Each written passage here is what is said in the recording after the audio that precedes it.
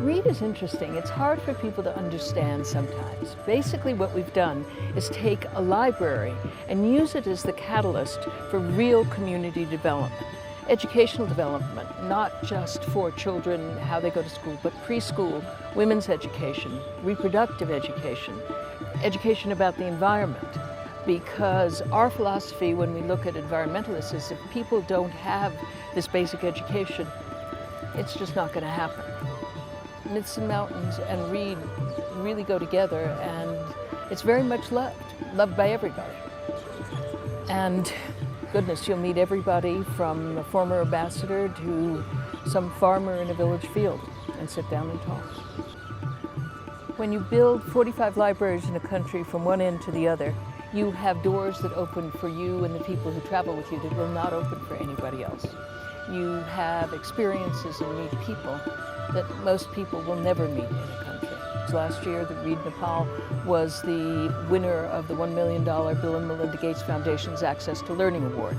So that really made a difference to Read Nepal and meant that we could branch out into other countries, knowing that we had at least the next 2 years worth of support for Nepal under our belts.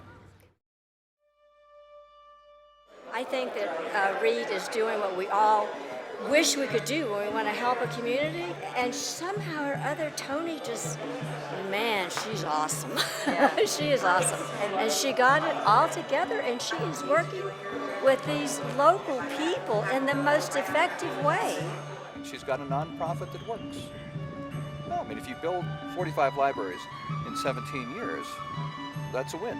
Yeah. In anybody's book, clearly, when you go on these to visit libraries and go to a library dedication, such as the one we went to the other day. People are thrilled with what she's done, and that you can't beat that. I was really impressed with the people at the libraries. It was just such an emotional experience to see how much these people feel about a book. And some of the quotations that were in the libraries about knowledge is all. That's a real community effort, and that those libraries that we saw were all true community, grassroots efforts. Most tours you never interact with real people. And this one you did interact with real people. And you got a different flavor for the country than riding along in a tour bus.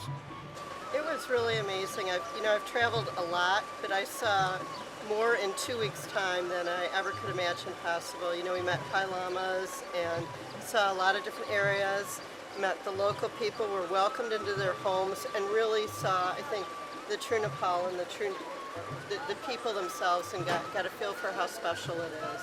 The biggest thing to me was the variety of the topography that we got to see. And one of the benefits of going to a relatively small country is that you can get all around in the country and see most of it. So, you're out there, you're walking. That day we walked from Jomsom to Kupche. That was a day's work.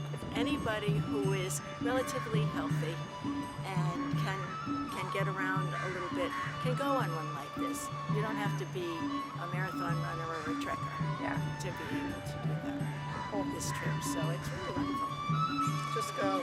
It's better than you can imagine. Just do it. Don't worry about it. Don't think about it. Just find out what you might be able to do to help in advance, but otherwise just go. The more you read, the more you know. The more you know, the smarter you grow. The smarter you grow, the stronger your voice. The stronger your voice to make your choice. And books do it all.